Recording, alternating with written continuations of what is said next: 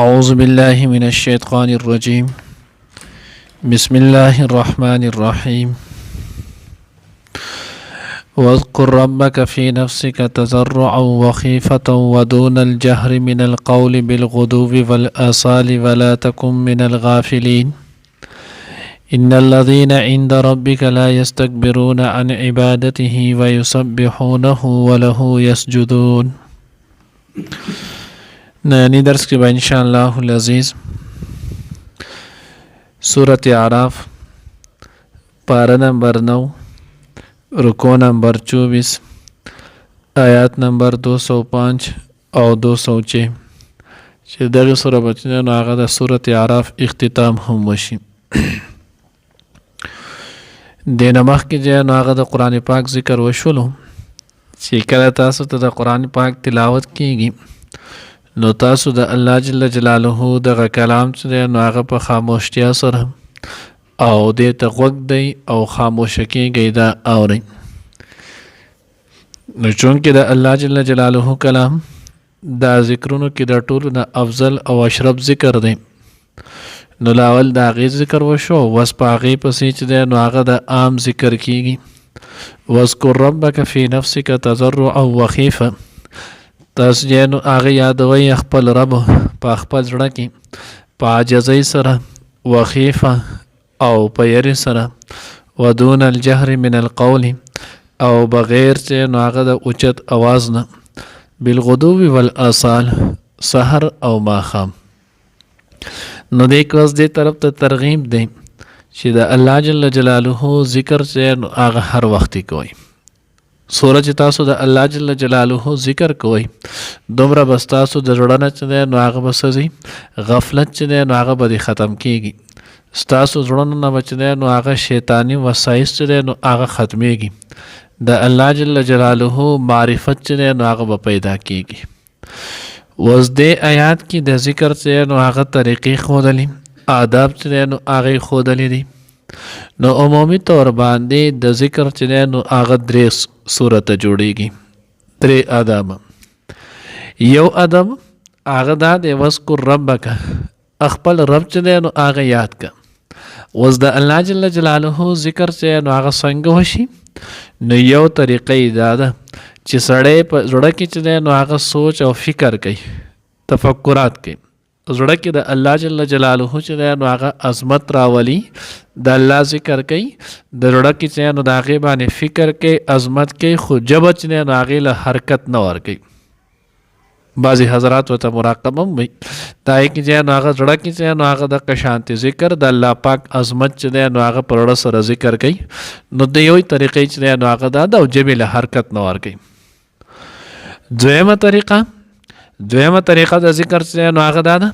واذکر ربک فی نفسک چې په زړه سره د الله جل جلاله د عظمت او د لویۍ چې دی نو هغه استحضار وي او د هغې سره چې دی نو سره ژبه چې دی نو هغه هم ډکېږي.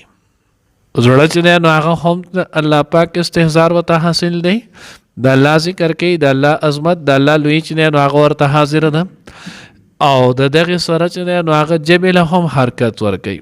په ژبه چې دی نو هغه سره هم وایي رو چې دی نو هغه پټو د ژبې ذکر ورسره هم کوي. دا چې دی نو هغه دویمه درجه ده. دریمه درجه چې دی نو هغه ذکر جهري چې ورته ویلی کېږي په تیزه باندې چې دی نو هغه ذکر کولو. نو د هغه د دغې آیات کې ده ودون الجهر من القول په جهر په اوچت اواز باندې چې دی نو هغه وایي خو په څومره اوچت اواز نو داسې نه چې په چغو باندې وایي یا چې دی نو هغه بیا په یو بل باندې پریوځي او ارتاویږي او دغې باندې وایي یا چې دی نو هغه کوکې وباسي. نه داسې ذکر په چغه اوچت دومره اواز باندې دا چې دی نو هغه نشتی. اوچت اواز باندې چې د دغې رو پټ نه لږ تیز وي او نور شور شرابه چې دی نو هغه دې نه جوړیږي لکه الله الله الله. نو داسې اواز باندې چې دی نو هغه اوچت اواز ذکر جهري چې ورته ویلی کېږي. نو ذکر جهري دا چې دی نو هغه دغې آیات کې دی ودون الجهر من القول خو چغې باندې چې دی نو هغه به نه وایي بیا د دغه سره چې دی نو هغه حضرات چې نو هغه دوه خبرې لیکلي یو دا دی چې په دغه سره چې نو هغه آداب که جماعت کې وي نو د آداب چې نو د جماعت آداب پکې ملحوظ وي او که چېرته ځان نه ځایوي نو چې هلته څوک آرام کوي یا څه نور کار کې مشغول نو د هغوی چې دی نو هغه خیال ورسره هم څه وي ملحوظ وي چې داسې نه چې بل کسانو نورو خلکو د چې دی نو هغه پې خلل پرېوځي نو دومره اوچت اواز باندې ذکر چې نو هغه بیا نشتی نو که هغه د قرآن پاک ذکر دی او که هغه عام ذکر او تسبیحات دی نو دغه ټولو د پاره چې نو هغه دغه حکم دی د درېو واړو طریقې سره چې نو هغه انسان ذکر کولی شي بعضې خلک چې دی نو هغه مطلق جهري ذکر چې نو هغه نفي کوي چې جهري ذکر نشته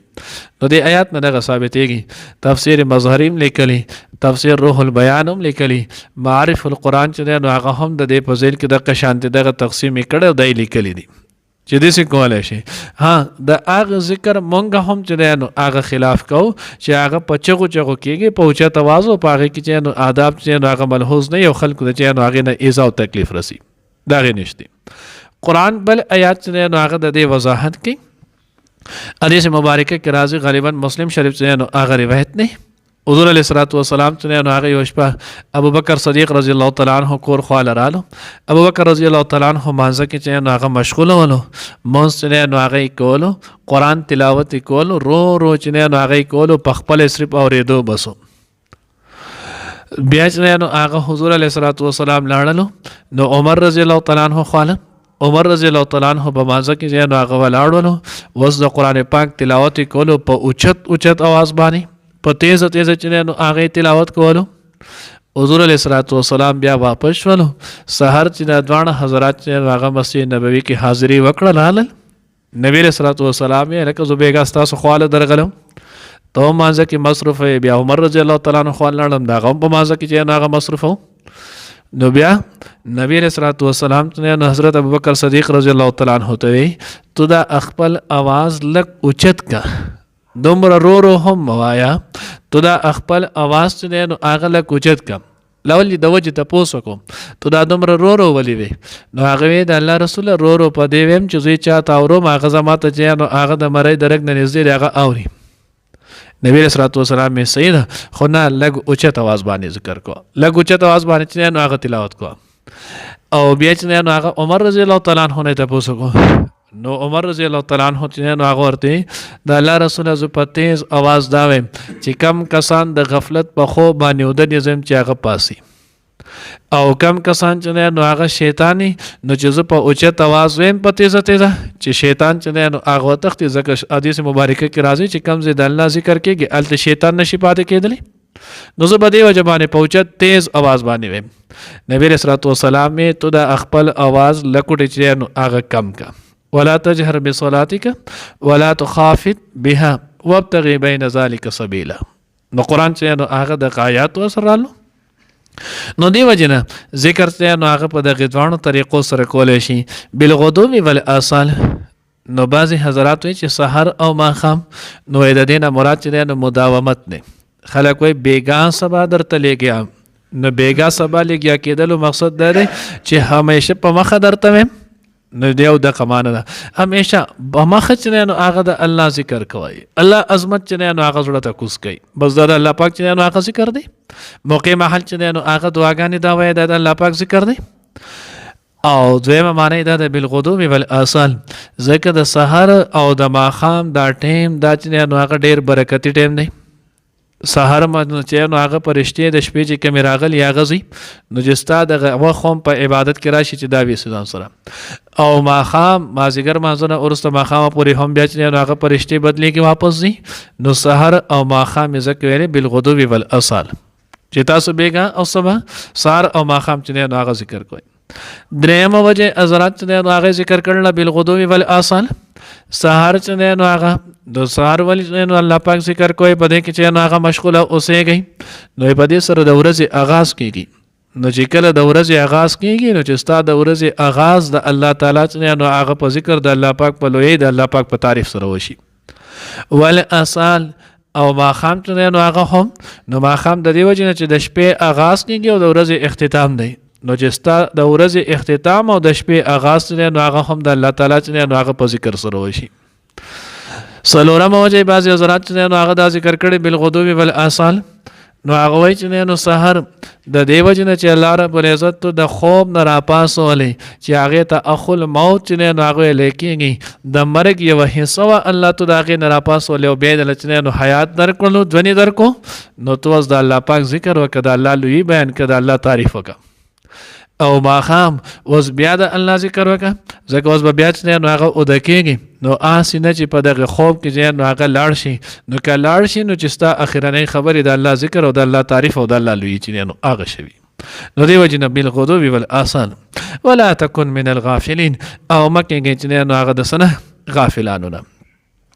ان الذین عند ربک، دویم آیات کې الله رب العزت فرمایي هغه خلک هغه پرېشنې کم چې ستا د رب سره دی لا یستکبرون عن عبادته، هغه د الله د عبادت نه چې نو هغه تکبر نه کوي، د الله چې نو هغه عبادت کوي. نو ای انسانه که تا ته الله رب العزت وی چې واذکر ربک، تو د خپل رب چې نو هغه ذکر کو، خپل رب چې نو هغه یادوه، نو داسې نه چې ستا په دې یادولو سره یا ستا په دې ذکر او ستا په اذکار عبادت سره د الله په بادشاهۍ کې څه لوی راځي. نه نه، په دې به ستا خپل کار کېږي، ستا نه غوره مخلوقو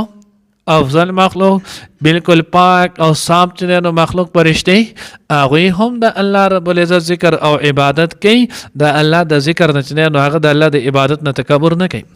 نو چې کله هغوی پرشتې چې نو هغه د الله پاک د عبادت نه تکبر نه کوي، نو تو ولې د الله د عبادت نه چې نو هغه تکبر کوي؟ تو هم د الله جل جلاله عبادت کوه، الله چې نو هغه یادوه. ويسبحونه وله يسجدون، او دی د الله پاک پاکی بیانوي، وله يسجدون، او دغه شانتې دوی الله پاک ته سجده کوي. نو سوال چې دی هغه دلته دا واردېږي چې لا یستکبرون عن عبادته، دی چې نو تکبر نه کوي د الله پاک د عبادت نه، نو په عبادت کې خو تسبیح او سجده په خپله هم راله، نو بیا الله جل جلاله دا دواړه جدا ولې ذکر کړل؟ نو حضرات مختلف جوابونه ورکړي دي، خو د ټولو نه آسان فهم جواب چې دی نو هغې دا دی چې د الله ذکر او سجده د ټولو نه افضل عبادت دی. ځکه چې نو حدیث مبارکه کې راځي، مسلم شریف روایت مفهوم دی چې انسان الله ته د ټولو نه زیات نږدې چې دی نو هغه په حالت د سجده کې. او بل حدیث مبارکه کې راځي حضرت ثوبان رضی الله تعالی عنہ چې نو هغه روایت دی، نو په هغې کې هم دا وایي چې ما حضور علیه الصلاة والسلام نه چې نو هغه وغوښتل چې ما ته یو بهترینه دعا وکړي، عمل نه توخي. حضور علیه الصلاة والسلام مې چې کثرت سره چې نو هغه سجدې کوه، نو کثرت سره سجدې مقصد دا دی نفل عبادت کوه. نو چې تو نفل عبادت کې 2 رکعته نفل دوه کول چې 4 سجدې پکې شولې، نو دې کې چې نو هغه څه کوه عبادت دغه کوه، تسبیح چې نو هغه وایه. دغه سره چې نو هغه دغه آیات د اختتام ته چې نو هغه ورسېدو، صورت هم پوره شولو. اوس دې صورت کې دا یو مسله یاد ساتئ، اوس دلته نو دې سره سجده چې نو هغه لازمیږي. زمونږ د احناف په نسبت دی قرآن پاک کې ټول چې نو هغه سوال سجدې دي، او دا د ټولو نه وړاندې چې نو هغه سجده ده. بیا په دغه سوال سجدو کې چې نو هغه په هر سجدې سره چې نو هغه کله چې دغه آیات لوستلی شي، نو د دغه آیات د لوستلو په وخت کې په دې انسان باندې چې نو هغه سجده سوه، د سجدې تلاوت چې نو هغه دا واجب شوله، دی بیا سجدې چې نو هغه تلاوت کوي. سجدې تلاوت دپاره یو کېدل تالی شرط دی او یو سامع. تالی معنی تلاوت کوونکی، کم کس چې تلاوت کوي نو چې تلاوت یې وکړلو نو د باندې وسجده لازمه شوه. دویم شرط چې دی نو هغه وله سامع دی اورېدونکی، نو چې کله د واورېده نو هم په د باندې سجده چې دی نو هغه لازم شوله. لکه اوس ما ووي په ما هم سجده راله، تاسو واورېدلو نو په تاسو باندې چې دی نو هغه هم سجده راله. ها البته کم کسان چې زمونږ دا درس د ریکارډ په ذریعه باندې چې دی نو هغه اوري، چې دا ریکارډ شي بیا د هغې نه وروسته اورېدلی کېږي، نو بیا یې که څوک یو پې راوړي، که 2 که 3 که 5، په هغه صورت کې بیا چې دی نو هغه پې سجده نشتی، ځکه چې دی نو سجده تلاوت دپاره اهلیت چې دی نو هغه شرط دی. د چانه چې دی دغه سجدې آیات اوري نو دی به په خپله د دې اهل نی چې دی به نو هغه سجده کوي. نو اوس ریکارډ په ذریعه چې ځي که هغه د موبایل په ذریعه دی که هغه د ټي وي په ذریعه دی که هغه چې دی نو هغه د موم ریکارډ په ذریعه دی څومره چې هم وي نو هغه په خپله د دغې اهل نه دی اهلیت پکې نشتی. نو چې کله اهلیت نشته نو د دې په ذریعه باندې چې کوم آیات سجده اورېدلی کېږي نو هلته به سجده سوا چې دی نو هغه نه واجب کېږي. یا بعضې مشکسان چې دی نو هغه وړو ته سبقونه وایي نو دی چې کله اوس وړو کې د سبق وایي او ده ورته آیات سجده ووي نو اوس به دی دغه سجده په خپله خو کوي ځکه دی کس ووي. خو که بیا د دغې ماشومانان نه سبق اوري 10 دی 15 دی 20 دی او د هغوی دغه آیات سجده وایي نو د هغې د وجې د سجده چې دی نو هغه نه لازمیږي ځکه ماشوم په خپله د دغې اهل چې دی نو هغه نه دی. ماشوم په خپله د دغې اهل چې دی نو هغه نه دی. بله مسلو سره د یاد ساتئ سجدې تلاوت اورېدلو کې دې کې دی نو هغه قص شرط نه دی. لکه اوس مثال په طور کې یو کس ځان ناګاره کړي چې زه ورته غوږ نه کړم دا خو بس آیات د سجدې راځي